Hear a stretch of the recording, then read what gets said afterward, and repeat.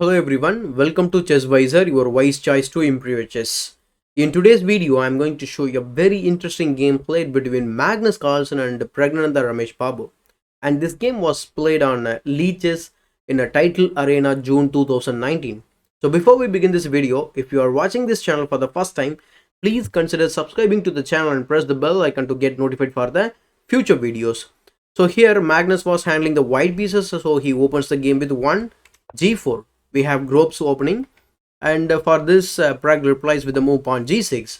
So bishop G2, bishop G7, and we have pawn to H4. And in case if you are interested in learning the chess tricks and traps in the grobs opening, I have already made that video, so it's linked in the description, as well as I have linked in the above card, so please do check it out. So we have pawn H4. For this Pragg replies E6.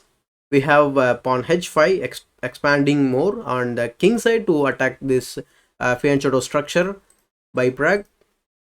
So here he takes the pawn G takes H5, and we have G takes H5, and here he plays the move pawn H6, stopping the pawn, but we cannot push the pawn, but still he plays the move pawn H6. So here Magnus plays E3. We have knight E7 by Pragg, pawn to D4, grabbing more space in the center. We have pawn to D5 doing the same.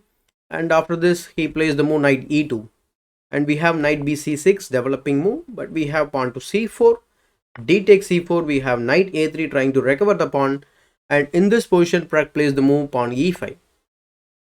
So Carlsen pushes the pawn up and attacks the C6 knight with the help of the bishop and the queen, and the knight goes back to the home.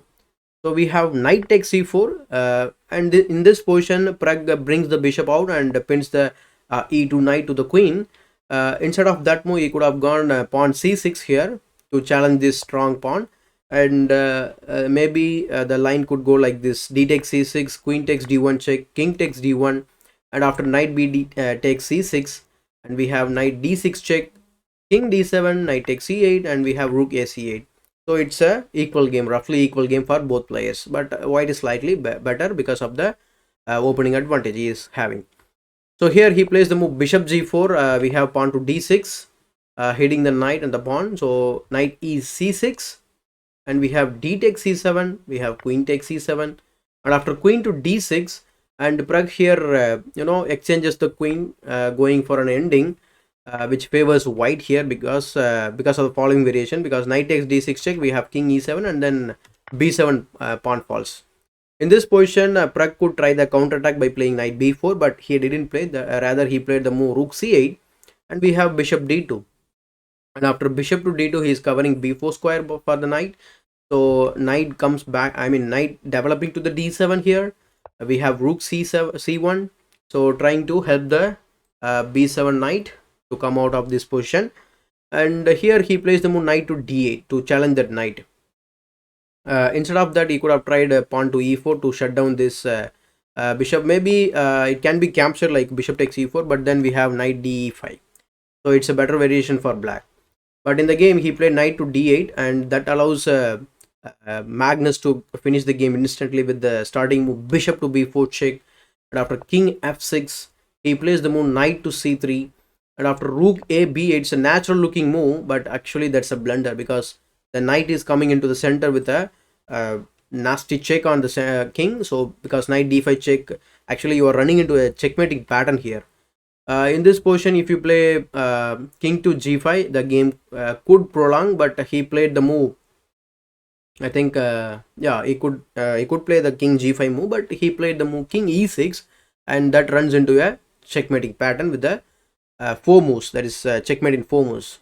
So here he plays the move knight C7 check first, and for this again he plays king F5, and after E4 check, look at this piece position. It's wonderfully placed, except white knights are wonderfully placed on the 7th rank, and both the knights for black and the rooks are sitting simply on the 8th and 7th rank respectively. So E4 check, and here he plays the move king F6, and again we are in the same mating pattern. So Magnus delivers this check, knight E8 check, and in this position Pragg simply resigns here. It's because there is no escape square for the king, Say for example, there is only one square we can go, otherwise there are two options for like a king g5. In case if we go king g5, we have bishop to d2, a very beautiful checkmate by the bishop. And in case if you go to the other square, that is e6, and we have this wonderful finish with the knight takes d8 check, sacrificing the knight, and after rook takes d8 we have rook c6 is a checkmate. So considering all this, after knight e8 check, Pragg could see that, and in this position he resigns the game. It was just a bullet game, just for your information. It's not that great game. I just want you to share that this game has happened and that day. So that's it. So if you like this video, you give it a thumbs up, and if you are watching this channel for the first time, please consider subscribing to the channel and press the bell icon to get notified for the future videos. As usual, this is Chess Visor, your wise choice to improve chess.